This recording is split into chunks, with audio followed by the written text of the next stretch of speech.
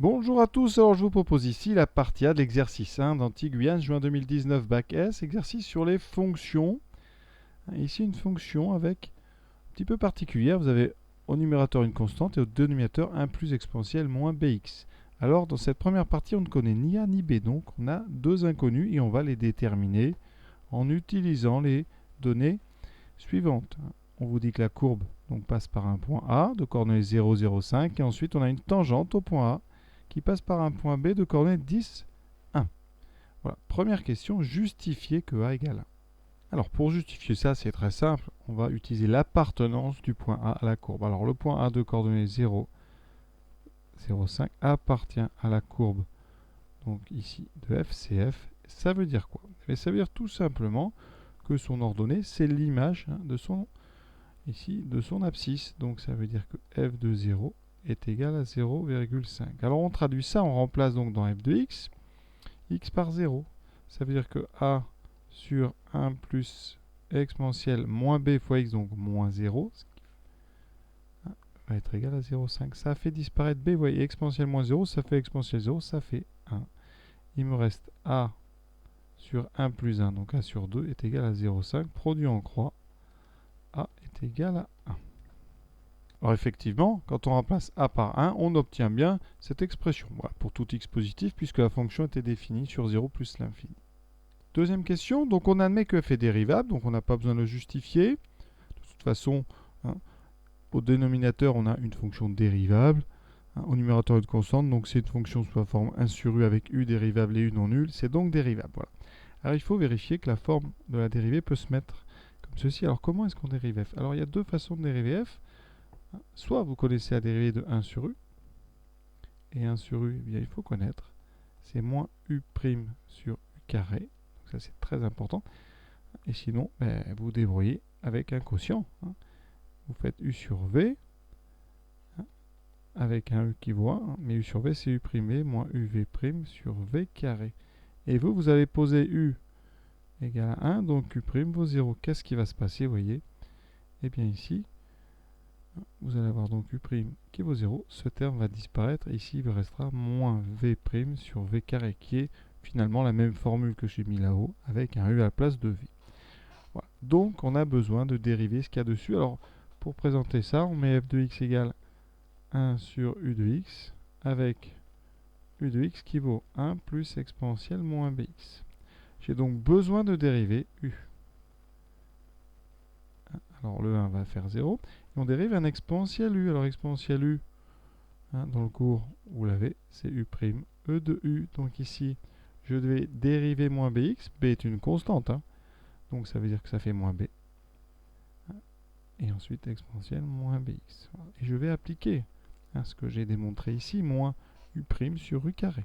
Ça me donne f' de x égale moins b exponentielle moins bx sur 1 plus exponentielle moins bx au carré. Et les deux moins vont s'annuler. Il me reste b exponentielle moins bx sur 1 plus e moins bx au carré. Alors c'est vraiment très très important de savoir dériver 1 sur u.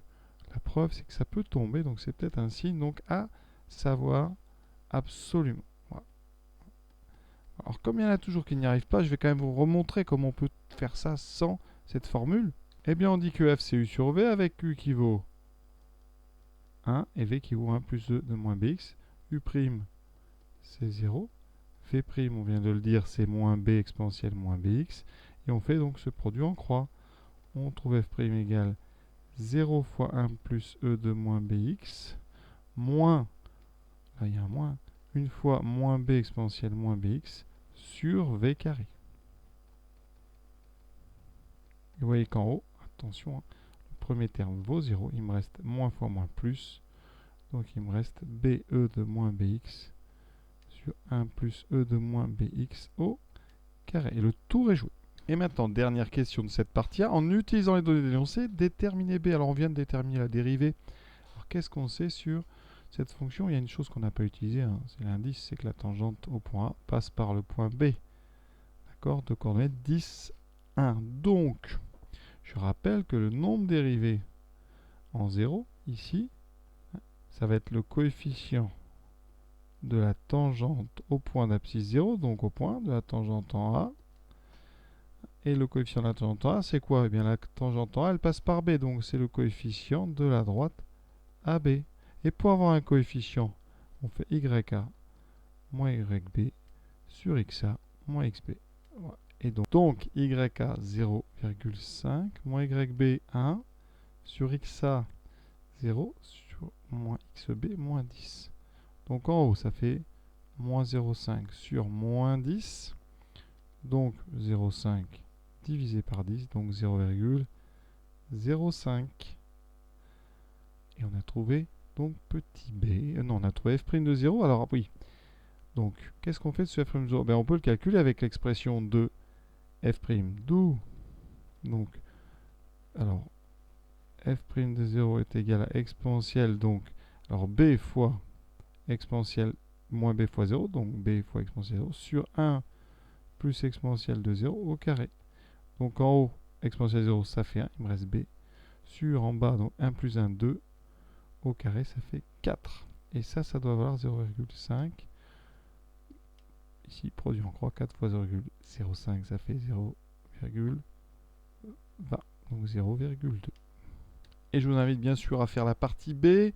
La partie B qui, eh bien, démarre avec une fonction 1 sur 1 plus e de moins 0,2x. Ça tombe bien, on a trouvé b égale 0,2 et on avait trouvé a égale 1. Donc là, on est très rassuré quand on tombe sur ce genre de choses. D'ailleurs, pensez à regarder un petit peu les parties d'après, parfois ça peut aider.